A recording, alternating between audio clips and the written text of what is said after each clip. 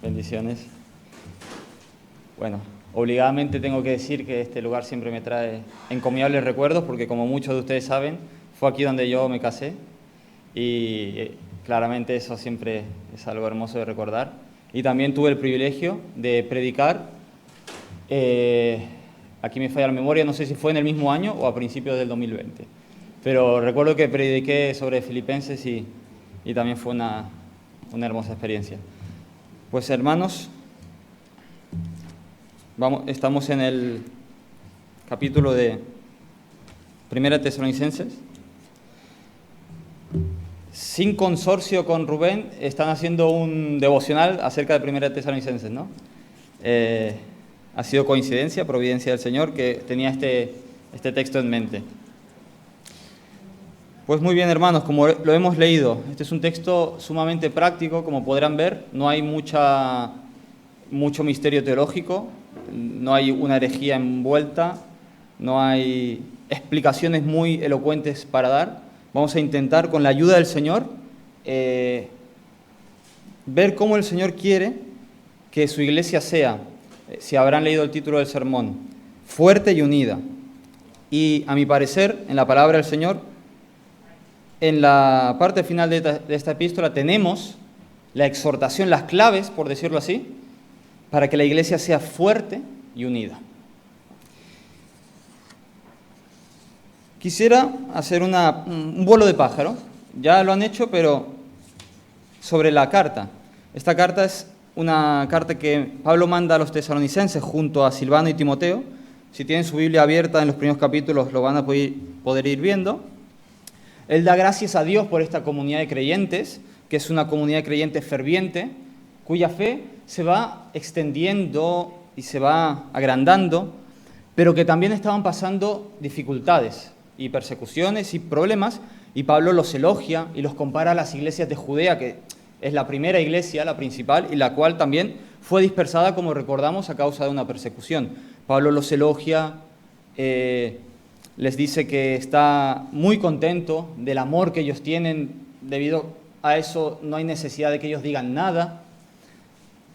Sin embargo, Pablo quería ir a verlos, tenía muchas ganas y muchos deseos de verlos, pero Satanás se lo impedía, como el mismo Pablo nos dice.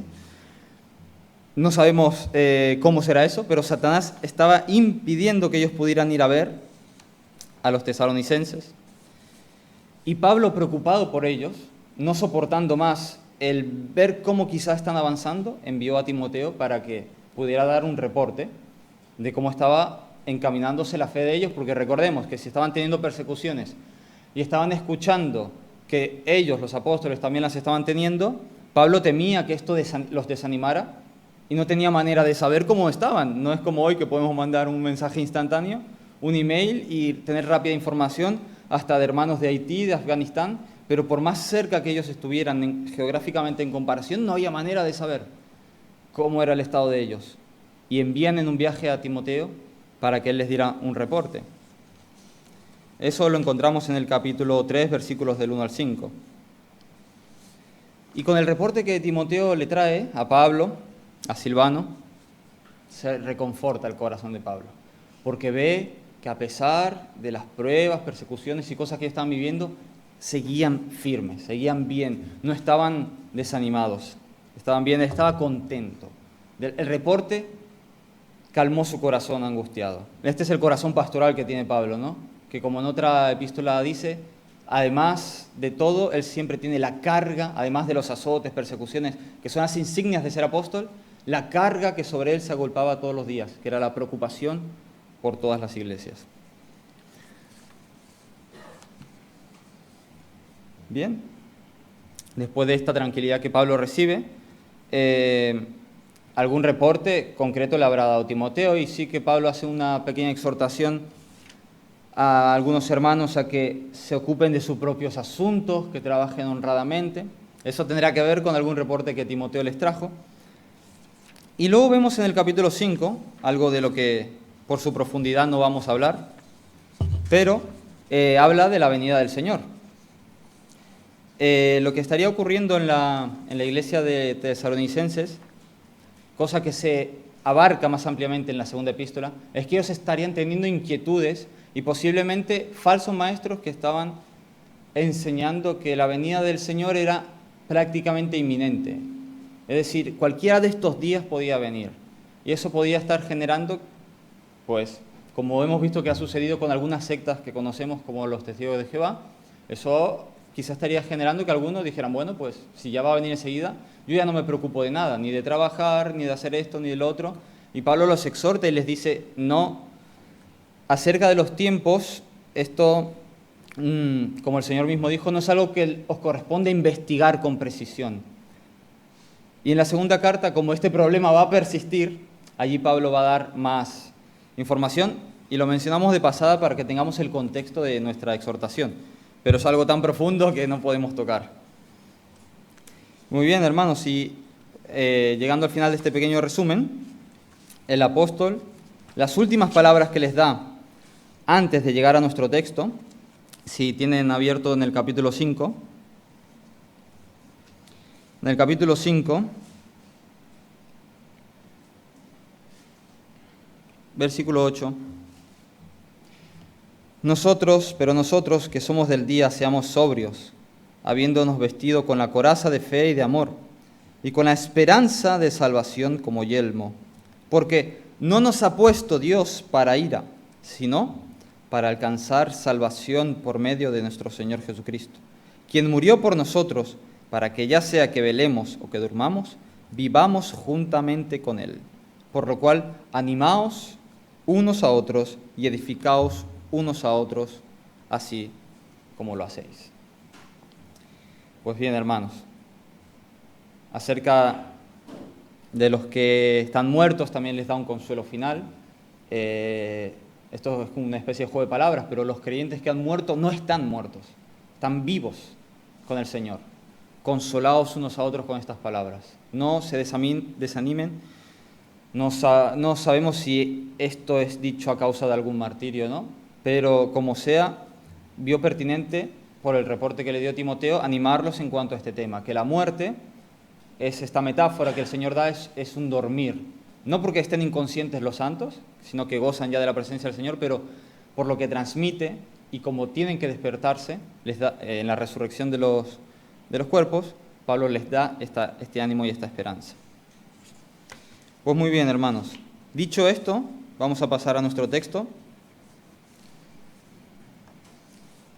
Y me disculparán un segundo que se me mezclaron las hojas. Vale. Muy bien, empezamos. El texto nuestro, hermanos, dice: os rogamos, hermanos, que reconozcáis, a partir del versículo 12, os rogamos, hermanos, que reconozcáis a los que trabajan entre vosotros y os presiden en el Señor y os amonestan, y que los tengáis en mucha estima y amor por causa de su obra.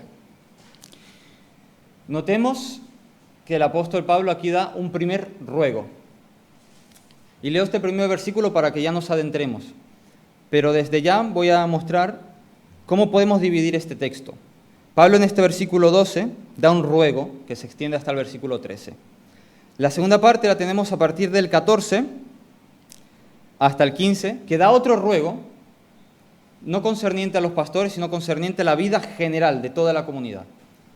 Luego tenemos del versículo 16 hasta el versículo 22 las disciplinas del cristiano, lo que cada uno se tiene que aplicar de manera individual. Y luego tenemos, al final de nuestro texto, versículo 23 y 24, la bendición que Dios da a todo esto. Pues bien, hermanos, el primer ruego que el apóstol da es un ruego muy conveniente para todos nosotros. Os rogamos, hermanos, que reconozcáis a los que trabajan entre vosotros y os presiden en el Señor y os amonestan. Esto sin duda está hablando de los pastores. Esto sin duda está hablando de aquellos que tienen la responsabilidad dada por Dios de guiar el rebaño y de explicar las Santas Escrituras, de dedicarse a la oración, al estudio y a velar por las almas de los miembros de la Iglesia. Y la Biblia llama esto un trabajo, ¿no? Dice que reconozcáis a los que trabajan entre vosotros.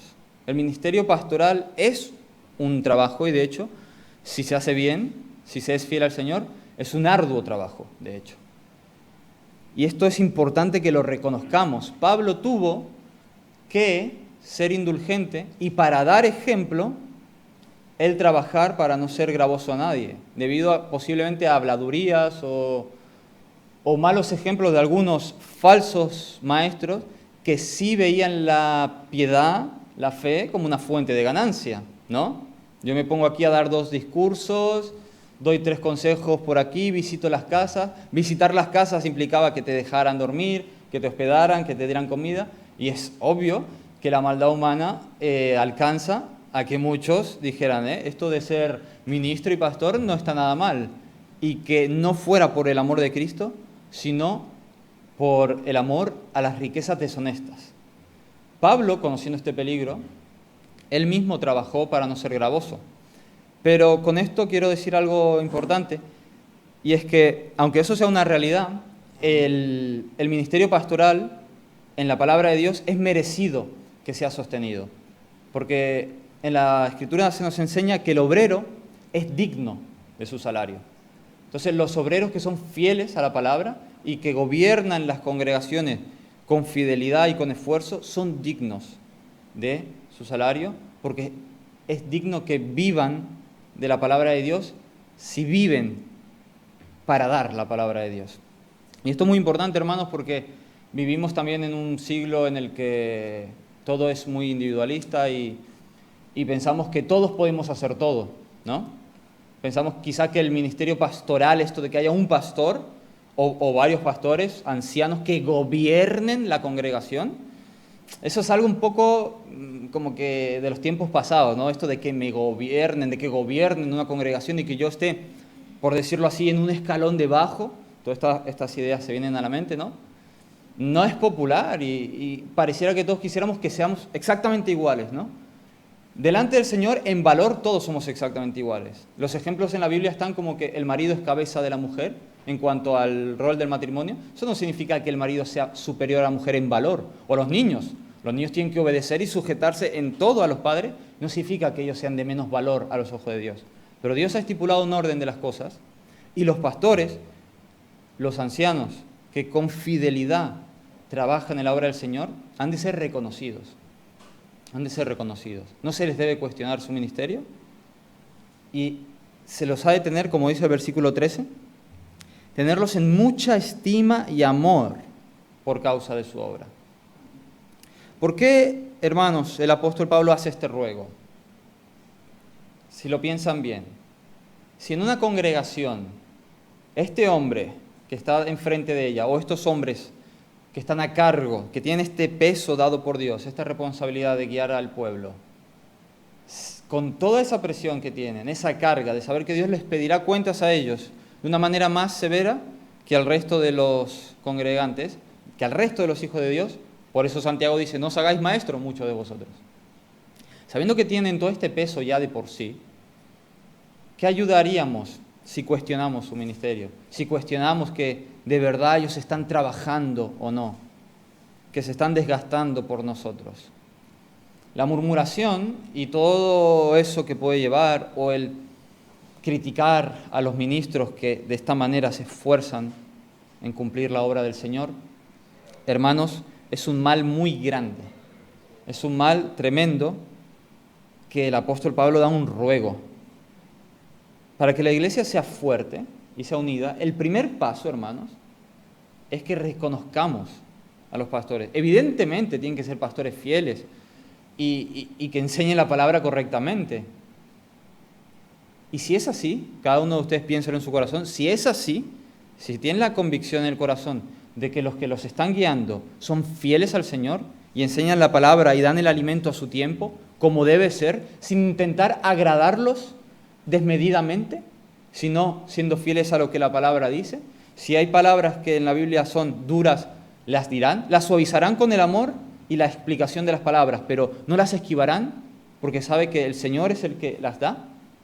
Cuando tenga que dar palabras compasivas y de amor, las dará. Y cuando tenga que tratar temas complicados, los tratará.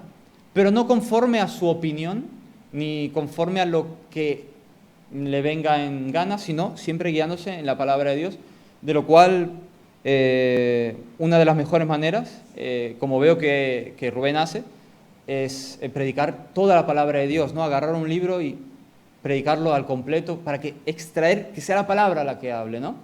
Eso es un tesoro que hay que valorar. Si es así, hermanos, el apóstol nos ruega que los reconozcamos y que los tengamos en mucha estima y amor.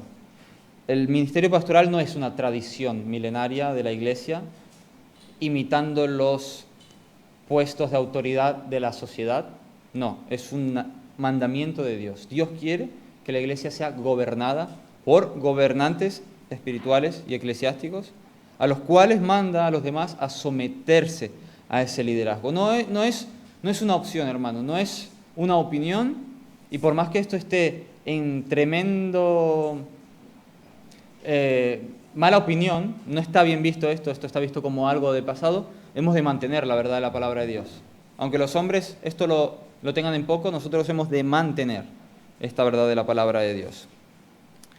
Entonces, hermanos, este es el primer ruego que el apóstol da, y recordemos que esto es realmente el primer paso para que la iglesia sea fuerte y esté unida. Reconocer a los que gobiernan en ella. Si nos sujetamos en todo lo que concierne a la palabra de Dios, a lo que los ministros enseñan, las cosas irán bien. Las cosas irán bien, hermanos. Dice el versículo también, en el 13, al final, tened paz entre vosotros. Evidentemente, hay que tener paz con los gobernantes de la iglesia. Hay que tener paz. Veamos que esta frase es la que une ambos ruegos del apóstol. El primero da un ruego: rogamos, hermanos, que reconozcáis a los pastores. Versículo 14, también os rogamos, hermanos, y va a dar una lista de instrucciones acerca de la vida comunitaria. Y en medio de estos dos ruegos está la clave también: tened paz entre vosotros. ¿Qué significa la paz, hermanos? ¿O qué no significa la paz? La paz es la ausencia de guerra. O hay guerra o hay paz. Donde hay guerra, ya sabemos todo lo que ocurre, ¿verdad? Y donde hay paz, ya sabemos el gozo y la tranquilidad. Cuando algunos países están en guerra y finalmente esa guerra termina y viene la paz, qué gran tranquilidad, ¿no? Qué gran desahogo y consuelo. Y qué horrible es la guerra, ¿no? Qué pesada, qué dura. Cuántas lágrimas se derraman, ¿no? Pues el apóstol dice: tened paz entre vosotros. Hermanos, si van un momento a la carta de Santiago, el capítulo 3, versículo 1 al 3.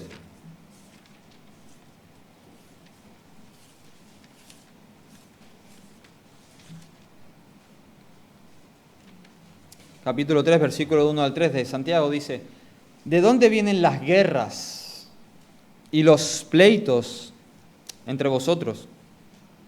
¿No es de vuestras pasiones las cuales combaten en vuestros miembros? Codiciáis y no tenéis, matáis y ardéis de envidia, y no podéis alcanzar, combatís y lucháis, pero no tenéis lo que deseáis, porque no pedís. Pedís y no recibís, porque pedís mal para gastar en vuestros deleites.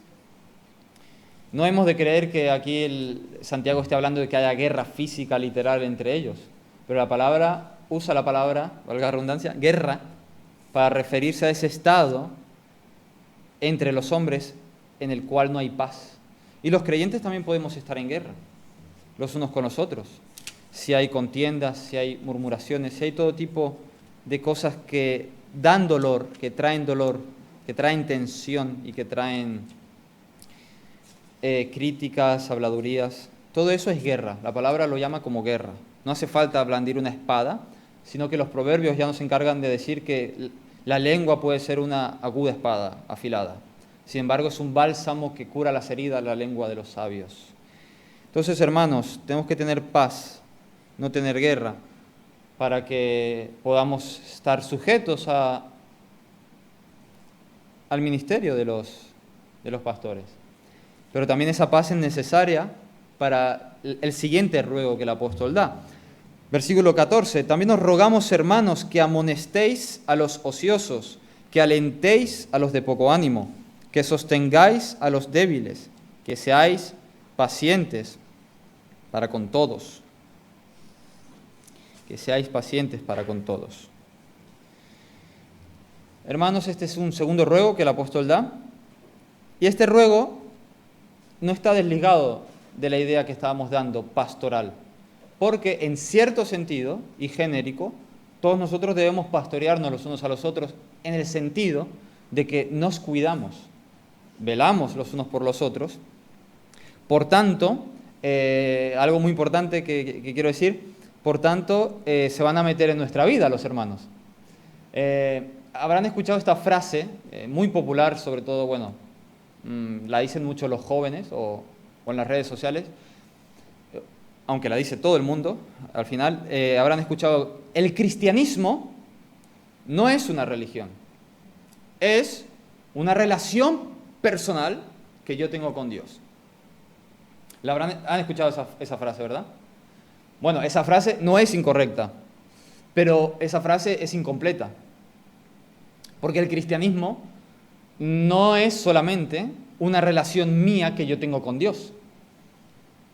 El cristianismo es la relación mía que yo tengo con Dios y la relación mía que yo tengo con las ovejas del Señor.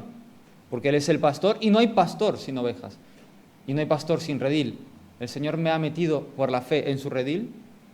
Entonces el cristianismo es una relación personal con mi Salvador, con el pastor de las ovejas y con las ovejas. No se puede desligar. Es absolutamente imposible. Y hoy, gracias a Dios, ¿no?, que tenemos toda la tecnología que puede suplir algunas necesidades, como que no se puede venir a la iglesia y se puede escuchar el sermón online. Pero si retrocedemos a antes de que todo esto sucediera, sutilmente podía generar ese peligro, ¿no?, de que el cristianismo es una relación que tengo yo con Dios, me alimento de sermones en mi casa, leo libros en mi casa, y yo y Dios, ¿no?, es lo más importante. Pero si eso fuera así, hermanos, para empezar, estas palabras del apóstol Pablo no tendrían sentido, de someterse a los pastores, ni tampoco tendría sentido lo que vamos a ver ahora. Os rogamos, hermanos, que amonestéis a los ociosos. Os rogamos, hermanos, que amonestéis a los ociosos. O literalmente a los que andan desordenadamente. Si me acompañan un momento a la segunda epístola de Tesalonicenses, vamos a ver a qué se refiere el apóstol Pablo con esto de ser ocioso. En el capítulo 3, versículos 6 al 12. Bueno, y si lo tienen el título en sus Biblias ya lo pone, ¿no? En la Reina Valera del 60, el deber de trabajar. Por ahí van los tiros. Os ordenamos, hermanos, en el nombre de nuestro Señor Jesucristo, que os apartéis de todo hermano que ande desordenadamente. Esa palabra es la misma que aquí usa nuestro texto, a los ociosos. En el griego es exactamente la misma palabra. Y no según la enseñanza que recibisteis de nosotros, porque vosotros mismos sabéis de qué manera debéis imitarnos, pues nosotros no anduvimos desordenadamente, otra vez, ociosamente, entre vosotros, ni comimos de balde el pan de nadie, sino que trabajamos con afán y fatiga día y noche para no ser gravosos a ninguno de vosotros. No porque no tuviéramos derecho, como hemos dicho antes, sino para daros nosotros mismos un ejemplo para que nos imitaseis. Porque también cuando estábamos con vosotros os ordenábamos esto: si alguno no quiere trabajar, tampoco coma. Porque oímos que algunos de entre vosotros andan desordenadamente, otra vez la palabra, ociosamente, no trabajando en nada, sino entremetiéndose en lo ajeno.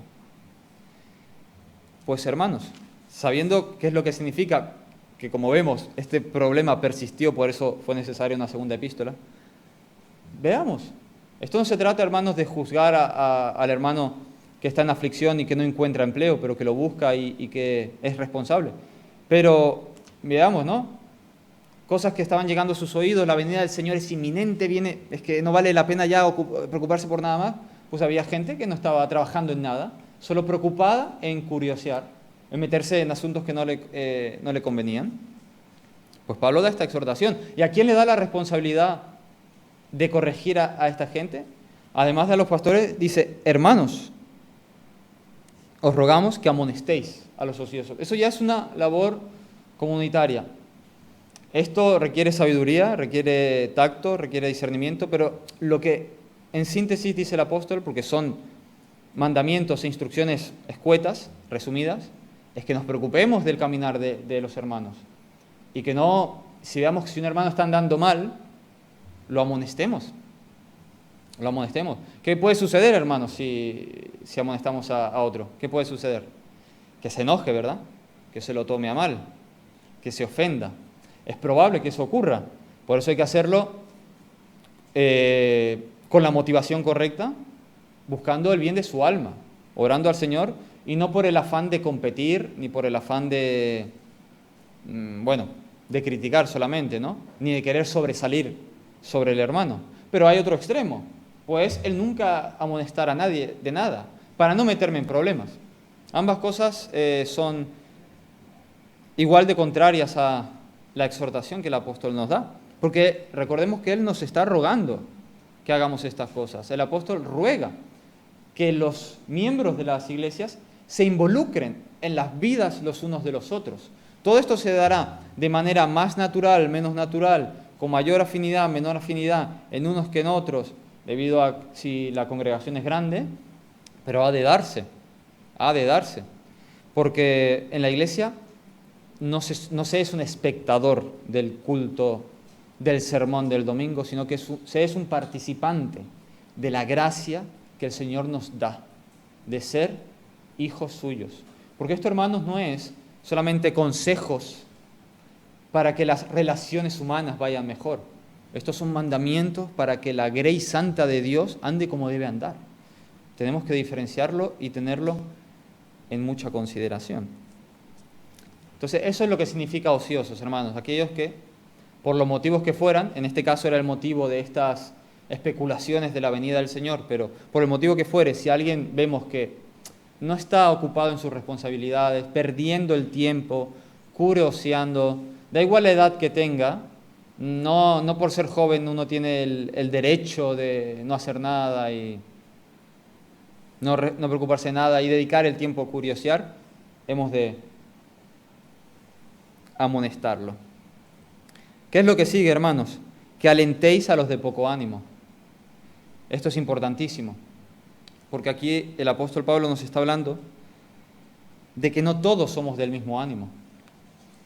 No todos somos del mismo ánimo. Hay personas, hermanos, esto lo sabrán de sobra, muchos de ustedes, mucho más que yo, lo sabrán, por la vivencia que tienen, que los caracteres de las personas son muy diversos. Y hay gente que se entristecen por cosas que a lo mejor a ti no te generan ningún tipo de tristeza. Y hay personas que tienen luchas con cosas que a ti no te generan ninguna lucha. Y sutilmente podríamos despreciarlos en el corazón, ¿no? Decir, pero qué tontería es esta, ¿no? ¿Cómo es posible que esté triste por esta causa? ¿O cómo es posible que no levante cabeza por este asunto? ¿No? Pues el apóstol nos dice que alentéis a los de poco ánimo. La idea de dar aliento es de contagiar al hermano con el ánimo que tú tienes. No se trata de, con un cubo de agua, siendo duro, apagar la pequeña llama que el hermano tiene, sino que con el aliento avivar esa pequeña llama que el hermano tiene. Porque el Señor no apaga el pábilo que humea, como Él mismo nos enseña. Entonces, hermanos, tenemos que tener consideración de los que están con un ánimo bajo en la congregación. La Biblia también nos enseña que lloremos con los que lloran, nos gocemos con los que se gozan, pero démonos cuenta de que esto, en cierto aspecto, todos estamos llamados a la madurez y al crecimiento, pero en cierto aspecto lo que Pablo nos indica aquí es que posiblemente hermanos así siempre va a haber, ya sea porque lleguen nuevos porque pasen por etapas de su edad y de su vida. Esto va a ser algo que siempre va a estar en las congregaciones. Hermanos a los que van a necesitar que alguien siempre les esté dando un empujón de ánimo. Y hermanos, eso lo permite el Señor para ejercitarnos a todos, a que nos ejercitemos a dar ánimo a los demás. Eso es otra de las implicaciones de involucrarnos en la vida de los hermanos. Y también para los que son de poco ánimo, se esfuercen y no se conformen con estar siempre de poco ánimo. Esto es otra característica que tiene que estar en la congregación del Señor. Esto hará que la iglesia sea fuerte y que sea unida. Recordemos, ni hacer estas cosas con la motivación incorrecta para generar guerras, disputas, tensiones con los hermanos. Si eso pudiera ser tu mentalidad en algún momento a la hora de confrontar a un hermano, no lo hagas mejor. Pero tampoco el otro extremo, ver que un hermano día sí, día también, va por un camino que sabes que no le va a ir bien por ahí, pero como no quiero tener problemas con él, ¿no? O cada uno sabe, ¿no?, lo que tiene que hacer, todos somos mayorcitos, etc. Ese tampoco es el camino. El Señor quiere que estemos unidos, hermano. Y la unidad requiere, a veces, cierta incomodidad. Las ovejas en un redil no tienen todo el espacio del mundo para moverse dentro del redil. Y se van a chocar o a rozar con el resto de ovejas. Porque, que yo recuerde, hermanos, la única oveja sola y solitaria que nos da la Biblia, ¿cuál es? La perdida. La que está descarriada. La cual es necesario dejar a las 99 ahí y salir a su rescate. Veamos, qué importante es. O sea, que es mejor, hermanos, mucho mejor que estemos en un redil, que a lo mejor no sea del todo cómodo, no tenga yo toda la libertad del movimiento que quisiera, que nuestra carne a veces quisiera. Mejor eso, hermano, que estar por los montes dando saltos con toda la libertad del mundo, pero siendo pasto de los lobos. En la comunión íntima de los hermanos está la comunión íntima con el Señor. Y está esta protección que el Señor nos da y la verdadera bendición. Por eso sigue que sostengáis a los débiles. ¿Qué son los débiles, hermanos? Son aquellos que... Este tema no lo vamos a tratar en profundidad porque requeriría un sermón entero, pero los débiles son aquellos hermanos que se escandalizan. Está hablando de la conciencia también. Veamos que Pablo habla de estos problemas en otras cartas de el comer carne, el no comer, y da la instrucción de que no se haga tropezar a ningún hermano y de que los débiles no desprecien a los fuertes. Sabemos, hermanos, que los hermanos que son débiles en algún tema, que tienen alguna debilidad de conciencia o algún tema los escandaliza, pueden ser propensos a ser un poco duros en sus juicios. ¿De acuerdo? Y ellos tienen el deber de madurar. No, es que este hermano toma vino y empieza a quererse más santo que él sutilmente y empieza a ver con malos ojos, pero porque a lo mejor de corazón él tiene un problema con eso, una debilidad de conciencia. Esa persona tiene que madurar. Sin embargo, el apóstol en este caso no centra la atención en la persona que ha de madurar, sino en los que, por la gracia del Señor, tienen la conciencia más fuerte en estos temas. Y les dice a ellos que los sostengan. Veamos, ¿no? Esto no se trata de competir los de conciencia débil con conciencia fuerte. Esto es otro tema que vamos a encontrar en las congregaciones. Pero Pablo dice sostener a los que son débiles. Y esos temas de debilidad de conciencia pueden traer debates, ¿no? Debates, pero esto no me parece que sea así. Pero el apóstol dice que sostengáis a los débiles. Y hermanos, ¿cómo es posible hacer todo esto, no? El versículo también nos concluye que seáis pacientes para con todos. Pacientes para con todos. La paciencia, hermanos, es el tercer fruto del Espíritu Santo, lo vemos en Gálatas. Antes nos dijo que tuviéramos paz, ese es el segundo fruto del Espíritu Santo. Y aquí el Señor nos está hablando de una relación de amor que tenemos que tener los creyentes, los unos para con los otros. Aquí vemos los tres primeros frutos del Espíritu Santo puestos en práctica, puestos en detalle. Amar a los que nos presiden, tenerlos en gran estima y amor, tener paz los unos con los otros y paciencia. Pues hermanos, la paciencia es muy necesaria para todos nosotros porque vamos a equivocarnos en esto. Vamos a fallar. A veces con la mejor intención del mundo vamos a amonestar a un hermano y quizá torpemente usamos alguna palabra que no convenía, o no elegimos el mejor momento, o esa otra persona se lo toma más mal de lo que se lo debería tomar. Todos y cada uno de nosotros necesitamos tener paciencia. Paciencia. La paciencia es soportar y sufrir estas cosas por amor de la unidad los unos con los otros y el Señor. Versículo 15. Mirad, que ninguno pague a otro mal por mal. Antes, seguid siempre lo bueno, unos para con otros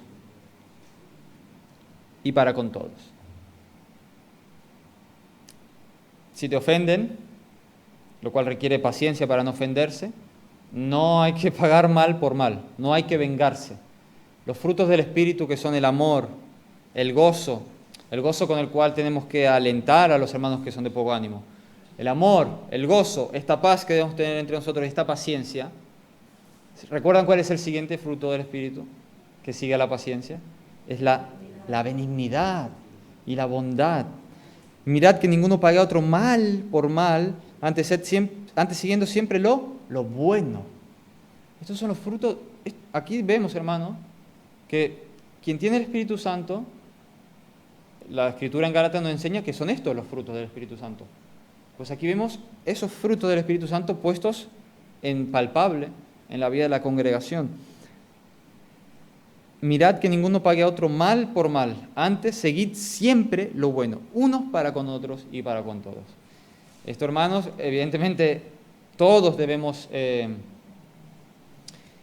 pedir perdón al Señor, porque a veces algún hermano nos puede llegar a sacar de quicio o perder la paciencia, o hay cosas que quizás no nos gustan de lo que nos dicen o de lo que nos hayan podido hacer, pero el amor cubre multitud de faltas y no se paga mal por mal. Me ha ofendido este hermano, no, mira, voy a pasar de él, ¿no? El próximo domingo si puedo intentar no mirarlo y a ver si eso es pagar mal por mal. Pagar mal por mal no siempre significa devolverle exactamente lo que me hizo. Pero si te han ofendido y tu respuesta es, me voy a hacer el desentendido y el que no lo he visto, eso también es pagar mal por mal. Toda herida en el corazón necesita ser sanada. Quizás no vas a verlo el domingo que viene con la misma naturalidad con la que lo viste antes de que te hiciera la ofensa. De acuerdo, no todo es rígido y calculado, pero el esfuerzo, hermanos, no pagar mal por mal. Porque si el Señor nos pagara así a cada pecado que hiciéramos, aunque no nos devolviera tal cual lo que merece el pecado, que es la muerte, aunque la pena que Dios nos diera fuera mucho menor que lo que merecen nuestros pecados, aún así, si sacan la cuenta, no tendríamos relación con Dios, porque son demasiados nuestros pecados. Uno solo bastó para que fuera Adán y Eva expulsados del paraíso. ¿Cuántos pecados soporta Dios, tuyos y míos, todos los días? Una ofensa que te hace el hermano, una, ¿le vas a pagar mal por mal? Estas palabras que el apóstol nos dice llegan al corazón y incomodan, porque realmente el orgullo se ve sacudido cuando esto sucede, porque requiere, hermanos, de que pongamos de nuestra parte. Es imposible que esto salga solo, simplemente. El Señor, en este proceso de santificación, Él quiere que participemos en esforzarnos en llevar a cabo todo esto, en llevar a cabo lo que hemos visto, en estar sujetos a los ministros, en tenerlos en gran estima por causa de la obra que están haciendo, no murmurando de ellos, no queriendo usurpar su autoridad, reconociendo el trabajo que hacen, sometiéndonos a su liderazgo, y luego los unos para con los otros, buscando esta unidad y buscando que las cosas vayan bien en la congregación. Si un hermano anda desordenadamente, eso es sinónimo de que las cosas en las iglesias pueden empezar a ir mal. A veces en el pueblo de Israel, por el pecado de unos pocos, Dios disciplinaba al pueblo entero. Por eso, hermanos, nos debemos de interesar si un hermano anda desordenadamente, con el espíritu correcto, con el espíritu correcto. Pues bien, hermanos, hemos visto los deberes o las exhortaciones, el ruego que el apóstol da sobre lo que en nuestra mente tenemos que considerar acerca de los pastores, acerca de los unos para con los otros, y ahora, versículos 16 en adelante, vamos a ver lo que cada uno ha de considerar acerca de sí mismo. Vemos estos tres elementos. Vemos que hay ciertamente una autoridad eclesiástica, luego una vida comunitaria y luego, sí, lo que aquella frase enfatiza, mi relación con Dios es personal. Pero veamos que está puesto a lo último. Primero nos ha hablado de la relación con aquellos que Dios ha puesto, con responsabilidad al frente de su iglesia, la relación los unos para con los otros, y ahora las obligaciones que tenemos como cristianos cada uno de nosotros. Y vamos a ver algo interesante, hermanos. Como ya sabrán,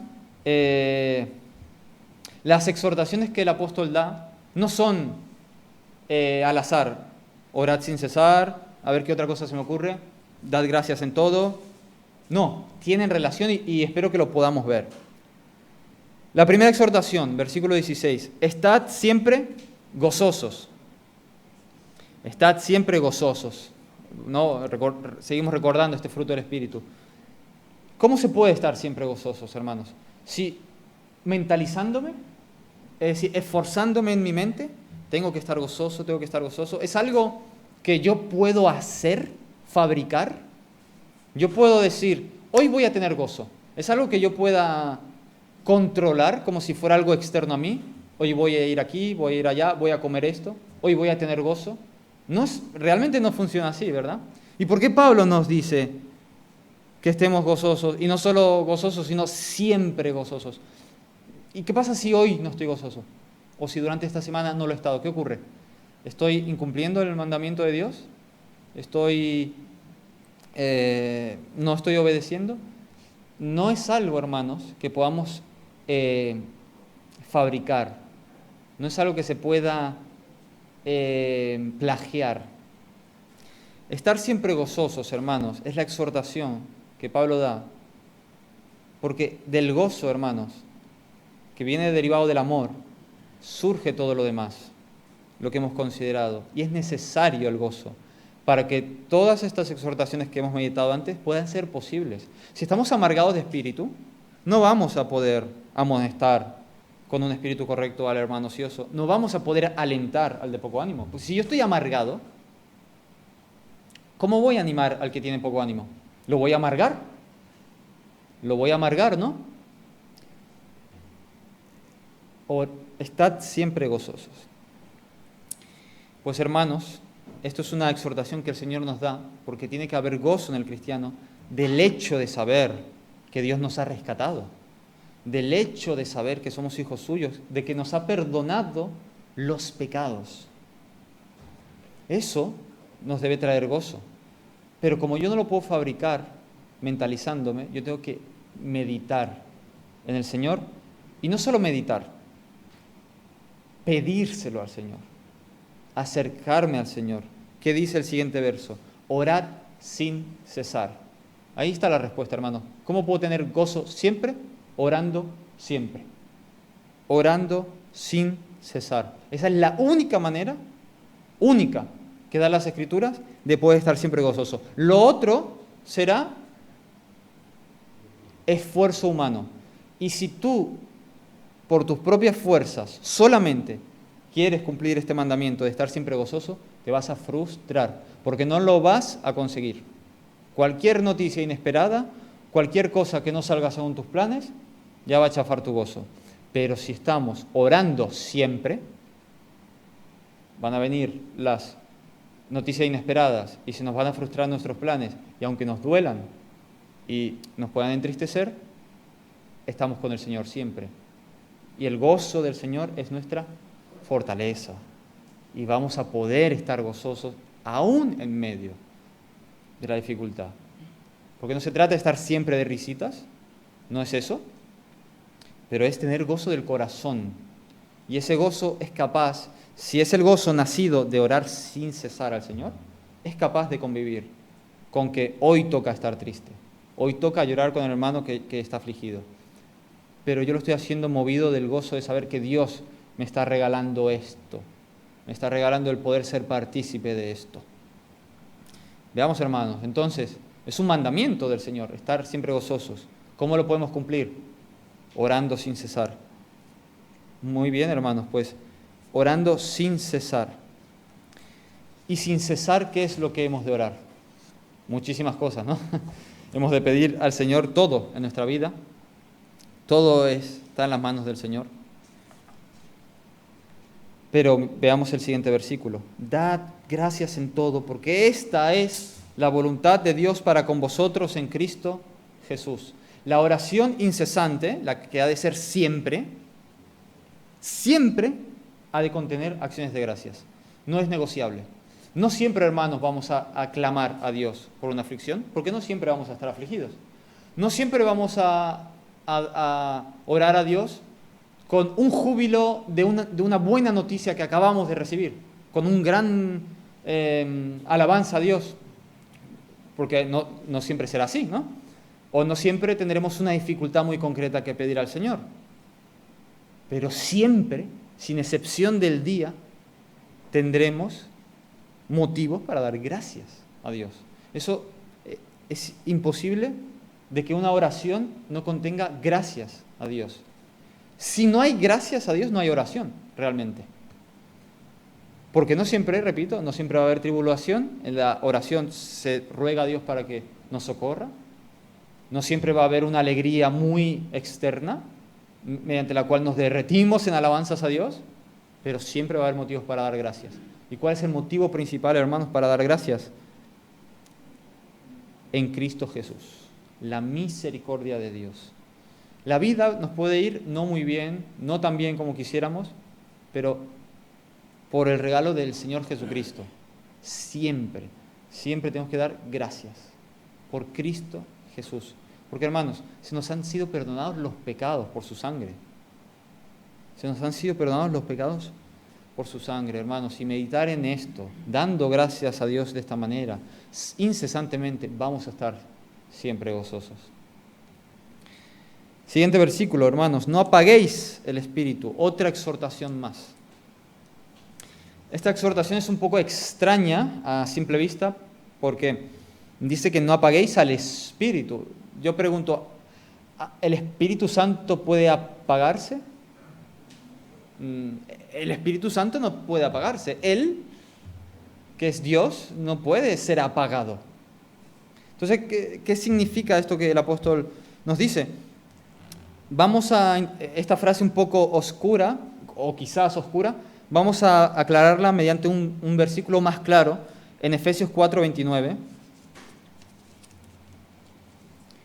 Efesios capítulo 4.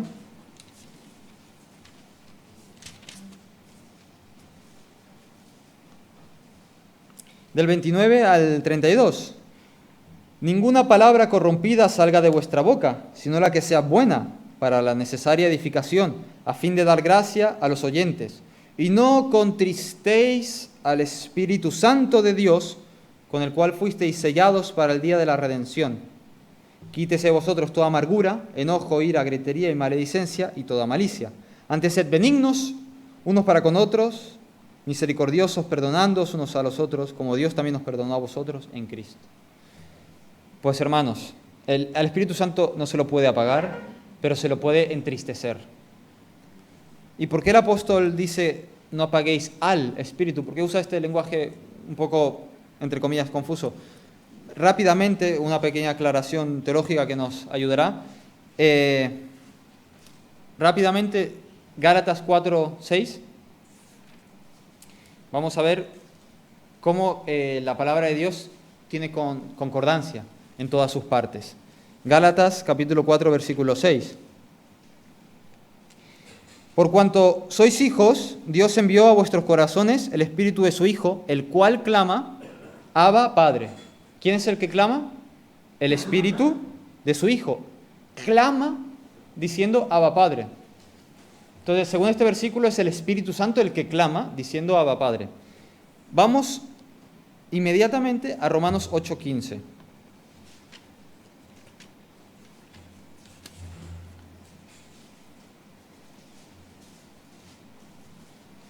Romanos 8:15. Van a ver que es muy parecida a la frase. Dice: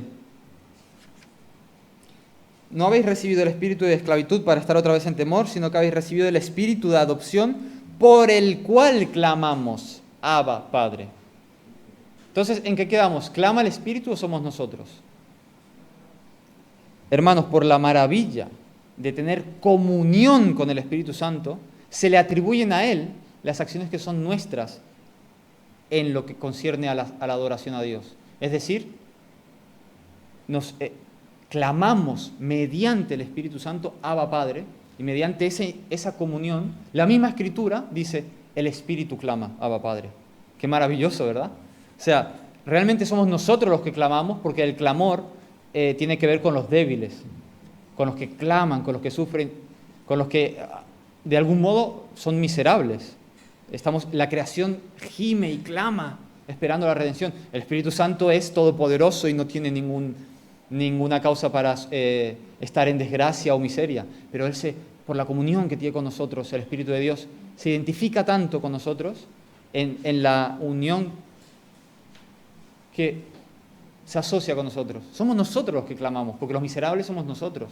Pero Él, a causa de esa unidad, dice el Espíritu de su Hijo que clama a Abba Padre. Qué maravilloso, hermanos. Pues en esta misma consonancia, cuando dice no apaguéis al Espíritu, lo que se nos está exhortando es que no apaguemos nuestro espíritu por medio de contristar al Espíritu Santo, porque si no hay gratitud, todas estas instrucciones están ligadas, hermanos. Si no hay acción de gracias, si no hay un orar sin cesar que provoca este gozo, contristamos al Espíritu Santo. Además de los pecados que se narran en Efesios, gritería, maledicencia, enojo, que contrista al Espíritu Santo, esto contrista al Espíritu Santo. Una vida que no es de gratitud a Dios, apaga el Espíritu. Eso es lo que significa.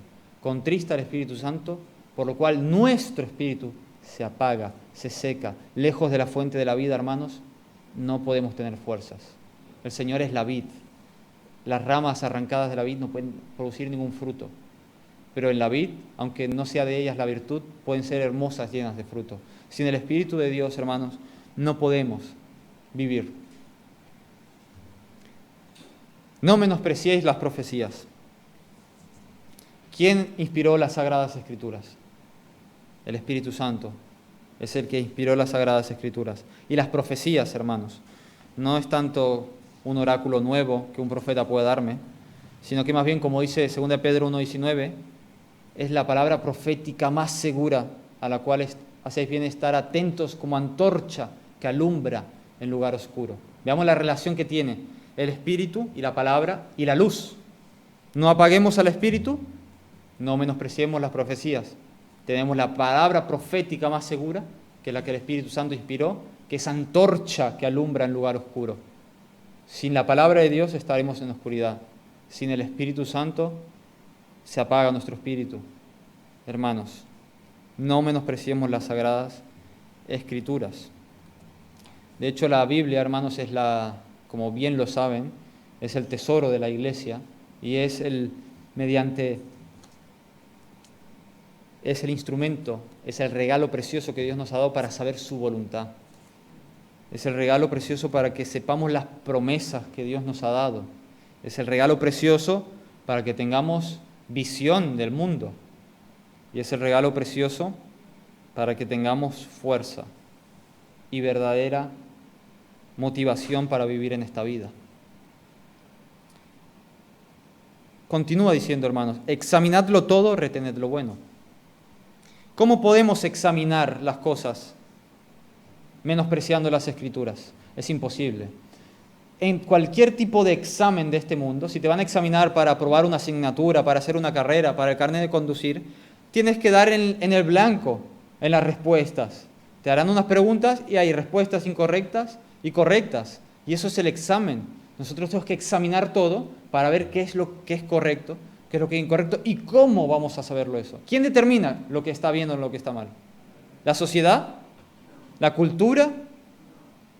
La palabra de Dios, inmutable y eterna. Jamás va a pasar la palabra de Dios y sus consejos son más sabios que los consejos de los hombres. Si hoy en día en el mundo se desprecian los mandamientos de Dios como anticuados, no sabios, de otra era, que no aplican, que no son correctos, hermanos, no debemos escuchar. ¿Sabrá el hombre que es polvo lo que está bien y no lo sabrá el hacedor del mundo, que con su poder sostiene el latido del corazón de cada ser vivo?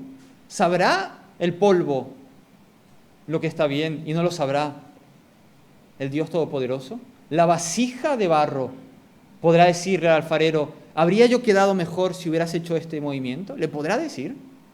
No puede decirle. Entonces, hermanos, anclados en las Sagradas Escrituras, tenemos que examinarlo todo. Esta es otra instrucción para el cristiano. El cristiano debe ser una persona que no se guíe por la corriente del mundo, que no se deje arrastrar por las filosofías que corren, sino que todo lo examine. No acepte nada gratis. Imaginemos que las doctrinas son personas, son caminantes, y nuestra mente es un hogar.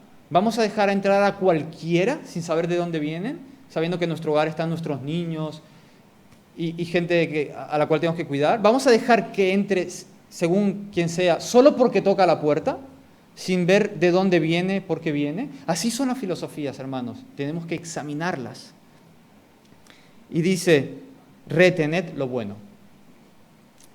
Aquí quisiera hacer una pequeña aclaración, porque, hermanos, hay gente que entiende este versículo como que yo tengo que ir a leerme todos los libros que haya en el mundo y pillar de aquí, de allá, de aquí y de allá, porque tengo que examinarlo todo y quedarme con lo que es bueno. Y entonces al final acabo haciendo un sincretismo y mi mente, en vez de estar moldeada por la palabra de Dios, he agarrado un poco de aquí, he agarrado un poco de allá, un poco de allá, porque la palabra dice que lo examine todo y retenga lo bueno.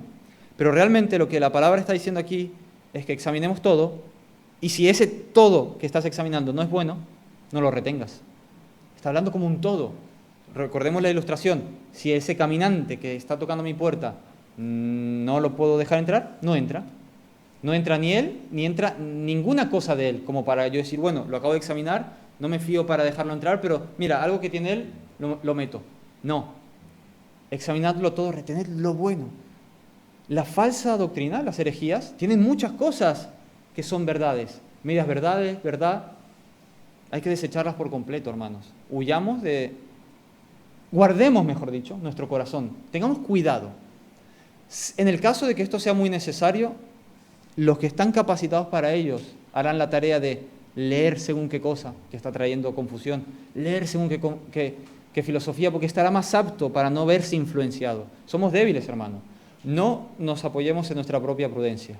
Dejemos a los que el Señor les ha dado el don y la autoridad, si fuera necesario, examinar según qué cosa, para poder luego cuidar a su congregación, diciéndoles: estos enseñan esto y dicen aquello, y contrastarlo con las Sagradas Escrituras. Pero no todo el mundo tiene ni la madurez ni la sabiduría, y si se expone a según qué cosas, hermanos, puede acabar alejándose de los caminos del Señor. Mucho cuidado, hermanos. Por eso mismo, versículo 22, rematando, dice: absteneos de toda especie de mal. Esta palabra también podría ser traducida como absteneos de toda apariencia de mal. No debemos juzgar un libro por la portada, es un dicho que se dice mucho, ni juzgar por las apariencias, y evidentemente es verdad, ¿no? Si solamente juzgamos por las apariencias, podemos hacer juicios equivocados. Pero en las cosas espirituales, hermanos, en las cosas que tienen que ver con la piedad, si algo parece malo, tengamos ya cuidado. No coqueteemos demasiado con lo que ya parezca malo. ¿De acuerdo? Más bien, la exhortación que Pablo nos da es: apartaos de toda apariencia de mal. Si parece malo, hermanos, probablemente sea malo. Guardémonos nuestro corazón al Señor. Pues estas son, hermanos, las exhortaciones individuales que el apóstol da. Ya vimos las de los pastores, la comunitaria, las individuales. Y permítanme hacer este retroceso. Vamos a leer este pasaje al revés. Todos juntos, si me siguen, yo voy a añadir palabras mías, pero vean la relación. Y vamos a ver que entonces, mediante estos mandamientos que Dios nos da, mediante los mismos mandamientos, nos está dando la clave para cumplirlos. Y veamos, podemos, desde el versículo 22 hacia atrás, podemos construir estas ideas. Por ejemplo, nosotros nos apartamos de toda apariencia de mal porque examinamos todo con discernimiento para elegir lo bueno. Y ello es debido a que apreciamos las profecías de las Sagradas Escrituras, las cuales encienden en nosotros la luz del Espíritu Santo que nos lleva a dar gracias a Dios en todo, a buscarlo con deseo en oración constante, para que de ese modo podamos estar siempre gozosos y así seamos aptos para toda buena obra en la vida con mis hermanos, para ser pacientes para con todos, mantener la paz amonestando a los ociosos, consolando a los de poco ánimo, sosteniendo a los débiles, reconociendo y teniendo en gran estima a los que Dios ha puesto como pastores en la iglesia. Veamos, hermanos. Dios nos da los mandamientos y entremezclado en los mandamientos ya nos dice cómo podemos cumplirlos. No dependiendo de nuestras fuerzas, sino haciendo caso de lo que aquí el Señor nos da. Y no de nuestras fuerzas. Dense cuenta de que aquí no requiere tu fuerza, requiere tu esfuerzo, pero no tu fuerza. Son las fuerzas de Dios que te esfuerzan, hermano. Es así como cumplimos este mandamiento de Dios. Y así, de esta manera, hermanos, la iglesia será fuerte y será unida. Esto es glorioso, hermanos. Este debe ser nuestra ambición. La iglesia no es perfecta, nosotros no lo somos. Vamos a fallar intentando hacer esto. Pero, hermanos, qué ambición santa es que podamos asemejarnos lo máximo posible a esto y que este sea nuestro deseo y nuestro esfuerzo. Es una gloria, hermanos. Es participar de los planes de Dios, es participar de a lo que a nuestro bendito Padre Celestial le complace. Y haciendo esto, hermanos, haciendo esto, con esta fe, viene la bendición de Dios. ¿Qué dicen los últimos versículos? Y el mismo Dios de paz os santifique por completo, y todo vuestro ser, espíritu, alma y cuerpo, sea guardado irreprensible para la venida de nuestro Señor Jesucristo. Fiel es el que os llama, el cual también lo hará. Qué consuelo, ¿no, hermanos? Él lo hará. Si esta empresa dependiera de nuestras fuerzas, haríamos bien en conjeturar que posiblemente vaya a desaparecer o que va a fracasar. Pero el Señor, para que no nos veamos abrumados por la carga de toda esta responsabilidad, estos mandamientos, estas exigencias, este deber que todos tenemos, del cual no podemos esquivar, ni huir, ni escapar, y ante los cuales todos nosotros nos debemos examinar seriamente, el Señor no nos deja solamente con esa carga, nos da la fuerza, nos da, de hecho, el consuelo, y nos dice que Él es el que lo hará. Si confiamos en Él, Él lo hará. Él lo hará. Entonces, hermanos, qué gloriosa satisfacción y consuelo nos dan estas palabras. Para que la iglesia del Señor sea unida y fuerte, sometámonos a estos mandamientos con humildad y el Señor lo hará. Podremos vivir tranquilos que el Señor lo hará. No tendremos que estar afanados por nada, más que por nuestra santificación. Pero no tendremos que tener un afán que nos lleve a todo lo contrario a lo que hemos estado meditando, a estar tristes, a estar amargados. No, porque la carga la ponemos en el Señor. Él lo hará. Y de esta manera, hermanos, tendremos días de refrigerio en la iglesia y se cumplirán, y con esto quisiera terminar, se cumplirán, hermanos. Se cumplirá en la gloria, primeramente, pero también se cumplirá en nuestras congregaciones aquí en la tierra. Si hacemos todo esto con la ayuda del Señor, se cumplirá la oración de Cristo. que tenemos en Juan capítulo 17, y con esto, hermanos, con esta lectura vamos a cerrar el sermón de esta mañana. Juan capítulo 17, lo que debemos anhelar y lo que el Señor hará. Fiel es el que nos ha llamado, el cual también lo hará. Juan capítulo 17.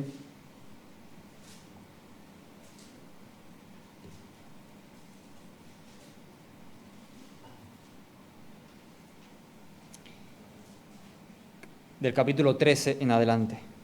Pero ahora voy a ti, habla Jesús. Ahora voy a ti y hablo esto en el mundo para que tengan mi gozo cumplido en sí mismos. Yo les he dado tu palabra y el mundo los aborreció, porque no son del mundo, como tampoco yo soy del mundo. No ruego que los quites del mundo, sino que los guardes del mal. No son del mundo, como tampoco yo soy del mundo. Santifícalos en tu verdad, tu palabra es verdad. Como tú me enviaste al mundo, así yo los he enviado al mundo, y por ellos yo me santifico a mí mismo, para que también ellos sean santificados en la verdad. Mas no ruego solamente por esto, sino también por los que han de creer en mí por la palabra de ellos. Y aquí viene, hermanos, lo que el Señor hará, fruto de toda la meditación que hemos hecho en este sermón, para que todos sean uno, como tú, oh Padre, en mí y yo en ti, que también ellos sean uno en nosotros, para que el mundo crea que tú me enviaste.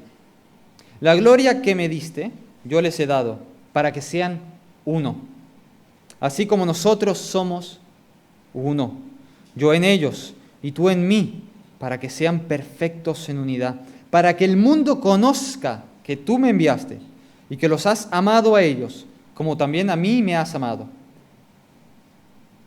Padre, aquellos que me has dado, quiero que donde yo estoy, también ellos estén conmigo, para que vean mi gloria que me has dado, porque me has amado desde antes de la fundación del mundo. Se está refiriendo a la gloria, pero lo podemos también empezar a vivir hoy, hermanos. Esta unidad, ser uno con Cristo, que como hemos meditado significa que entre nosotros también seamos uno.